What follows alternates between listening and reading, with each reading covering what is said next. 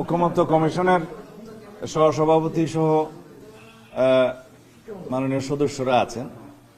তা আমরা এখন শুরু করেছি দফাওয়ারি আলোচনা। আমরা আগেও বলেছি যে স্প্রেডশিটের সংক্ষিপ্ত হা না জবাব দেওয়ার জন্য যে কাগজগুলো আমাদের দেয়া হয়েছিল, তাতে করে অনেকটা বিভ্রান্তির সৃষ্টি হয়েছে, মিসলিড করা হয়েছে। আমরা বিস্তারিত প্রতিবেদন তখন জমা দেবো বলেছিলাম, সেদিনই আমরা একটা কনস্টিটিউশনের উপরে বিস্তারিত প্রতিবেদন আমরা জমা দিয়েছিলাম। এরপরে আমরা বিচার বিভাগ, প্রশাসন এবং নির্বাচন ব্যবস্থা সংস্কারের উপরে বিস্তারিত প্রতিবেদন আমরা জমা দিয়েছি। আজকে হার্ড কপি ট্রান্সফার আমরা হ্যান্ড ওভার করেছি, আগে সফট কপি দিয়েছি।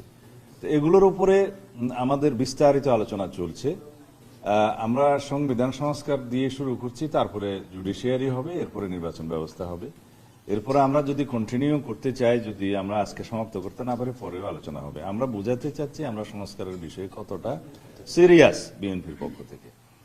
আর যদি ভিতরে যাই তাহলে বলতে হবে যে কনস্টিটিউশন রিফরমেশনের জন্য যে বিস্তারিত প্রতিবেদন, তার মধ্যে 131টা প্রস্তাব আছে, কিন্তু আমরা পেয়েছিলাম স্প্রেডশিটে মাত্র 70টা দফা, যার ফলে বিভিন্ন বিষয়ে আমাদের বক্তব্য দেওয়া তখন আপনাদের সবাইকে জানাতে পারিনি, যদিও বিস্তারিত রিপোর্ট তাদেরকে আমরা দিয়েছি। তার উপরে এখন বিস্তারিত আলোচনা হচ্ছে, আমাদের দফাওয়ারি আলোচনা চলছে। আমরা সংবিধানের প্রস্তাবনা থেকে শুরু করে প্রজাতন্ত্র এবং রাষ্ট্রের মূলনীতি, তারপরে ফান্ডামেন্টাল রাইটস থেকে শুরু করে বাকিগুলো আমরা দফায় দফায় আলোচনা করব। বিস্তারিত আলোচনার পরে কতটুকু কি অগ্রগতি হয়েছে সেটা আপনারা পরে জানতে পারবেন। কিন্তু মোটা দাগে বলতে পারি, সংবিধান সংশোধনের বিষয়ে যে সমস্ত মৌলিক প্রস্তাবাবলী ওনারা দিয়েছেন, সেই বিষয়ে আমরা আলাপ আলোচনার মাধ্যমে চেষ্টা করব একটা জায়গায় আসার জন্য ঐকমত্যে। আর যে সমস্ত বিষয়ে আমরা একমত হয়েছি সেটার সংখ্যা আছে, আপনারা জানেন যে সেটার সংখ্যা খুব বেশি না, 25টার মতো। তারপরে 25টার কাছাকাছি কোনো আংশিক একমত আছে এবং অন্যান্য বিষয়ে মন্তব্য সহ আমরা আমাদের প্রস্তাব দিয়েছি পাল্টা। কিন্তু বাকি অধিকাংশ বিষয়ে স্প্রেডশিটে আমরা তখন একমত হতে পারিনি।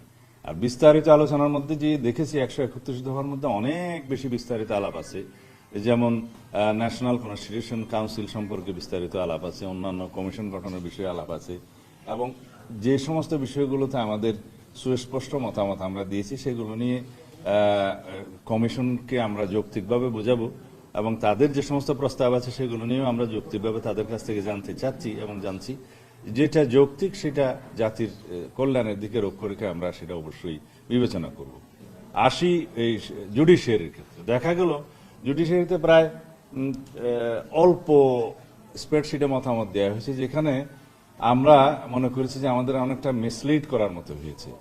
তো সেই জন্য বিস্তারিত মতামত দিতে গিয়ে দেখা গেছে প্রায় 150-রও বেশি মতামত ছিল। তার মধ্যে আমরা প্রায় 89টা দফায় আমরা বিস্তারিত মতামত দিয়েছি। বাকিগুলো অধিকাংশ ক্ষেত্রে আমরা আমাদের একমত হওয়ার অথবা আমাদের মন্তব্য সহ একমত হওয়ার বিষয় ওখানে জানিয়েছি। প্রাণ সসের মাখামাখি টেস্ট নুডলসকে করে তোলে আরো ইয়ামি, আরো জোস। তাজা পাকা টমেটো আর সিক্রেট রেসিপি কম্বিনেশনে প্রাণ সসের বস। কিন্তু এখানে দেখা যাচ্ছে যে সমস্ত বিষয়ে হ্যাঁ না জবাবের জন্য যে শীট দিয়েছিল ওখানে উল্লেখ আছে, সেখানে আমরা বিস্তারিত রিপোর্টে গিয়ে দেখলাম বিস্তর ফারাক।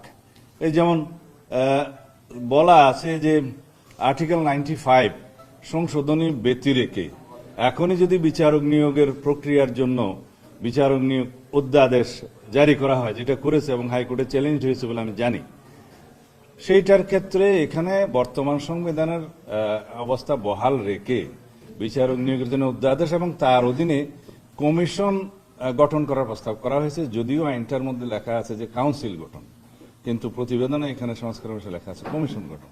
যাই হোক না কেন, সেটা তখন পর্যন্ত আনকনস্টিটিউশনাল হবে যতক্ষণ পর্যন্ত এটা কনস্টিটিউশনে গৃহীত না হচ্ছে, কারণ ওইখানে সেই অধ্যাদেশ করার মতো ক্ষমতা জুডিশিয়ারিকে এখন দেওয়া হয় নাই। মোরওভার আর্টিকেল 116 অ্যামেন্ডমেন্ট না হওয়া পর্যন্ত অধস্তন আদালতের নিয়ন্ত্রণ ক্ষমতা নেওয়ার জন্য সুপ্রিম কোর্ট কর্তৃক চিফ জাস্টিসের হাতে ন্যস্ত থাকার জন্য, যেটা আমরা প্রস্তাব করেছি, বিচার বিভাগের স্বাধীনতার জন্য এটা করা দরকার। কিন্তু যতক্ষণ পর্যন্ত সেই সংশোধনীটা গৃহীত না হচ্ছে ততক্ষণ পর্যন্ত সুপ্রিম কোর্টের সেক্রেটারিয়েট প্রতিষ্ঠা করা সেটা কতটা সংবিধান সম্মত হবে সেটা আমার প্রশ্ন রইল। সেটা বিচার বিভাগ কর্তৃক সংবিধান লঙ্ঘনটা খুব একটা আমার মনে হয় সমীচীন হবে না। এছাড়া আর্টিকেল 147-এ আমার যতটুকু মনে আছে যে রাষ্ট্রের সাংবিধানিক পদাধিকারীদের ক্ষেত্রে রাষ্ট্রপতি থেকে শুরু করে যতজন সাংবিধানিক পদাধিকারী আছে তাদের বেতন ভাতা অধিকার ইত্যাদি মর্যাদা এখানে ওয়ারেন্ট অফ প্রেসিডেন্ট অনুসারে বিবৃত আছে। সেই জায়গায় ম্যাজিস্ট্রেট সহ বিচার বিভাগে কর্মরত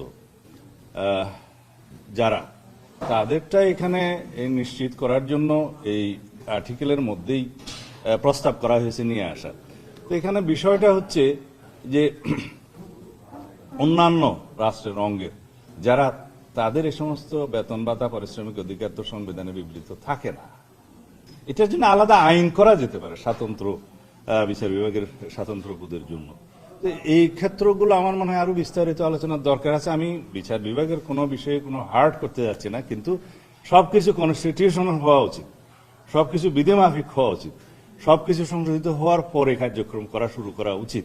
এখন আমাদের ভাবতে হবে যে অন্যান্য ক্ষেত্রে তারা যে সমস্ত প্রস্তাবাবলী দিয়েছেন আর কি, তো যেগুলো আমরা বিচার বিভাগের স্বাধীনতা নিশ্চিত করার জন্য উপযুক্ত বিবেচনা করব, অবশ্যই সেগুলো আমরা ঐকমত্যের ভিত্তিতে গ্রহণ করব। আমরা এটা চাই বিচার বিভাগের স্বাধীনতা, কিন্তু প্রক্রিয়াটা যেন আইনানুগ হয়, প্রক্রিয়াটা যেন সাংবিধানিক পদ্ধতিতে হয়। সেজন্য আমরা আমাদের মতামতগুলো বিস্তারিত আলোচনা শেষে আমরা দেব। আমরা লিখিত দিয়েছি। নির্বাচন ব্যবস্থা সংস্কার রিপোর্টে যে সমস্ত কথা ওনারা দিয়েছেন অধিকাংশই দেখা যায় সংবিধান সংশোধন সংক্রান্ত। আর কিছু কিছু বিষয় ওনারা এমন ভাবে ওখানে প্রস্তাব দিয়েছেন যেগুলো করলে আর নির্বাচন কমিশনের স্বাধীন সত্তা হিসাবে তেমন বজায় থাকবে না। অনেকগুলো প্রভিশন আছে, তাদেরকে সংসদীয় স্থায়ী কমিটির আন্ডারে সাবজেক্ট করা এবং জবাবদিহিতা করা।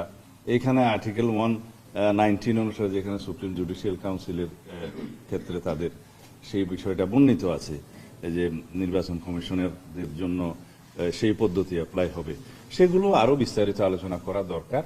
আর আমরা চাই যে এনআইডি প্রকল্প থাকুক নির্বাচন কমিশনে। আমরা চাই যে ডিলিমিটেশন যেটা অ্যাক্ট সেটা সংশোধন করে নির্বাচন কমিশনের এখতিয়ারটা, যেটা কনস্টিটিউশনাল ম্যান্ডেট আর্টিকেল 118 অনুসারে, সেটা বহাল করা হোক। সেটা এখনো সরকার করেনি।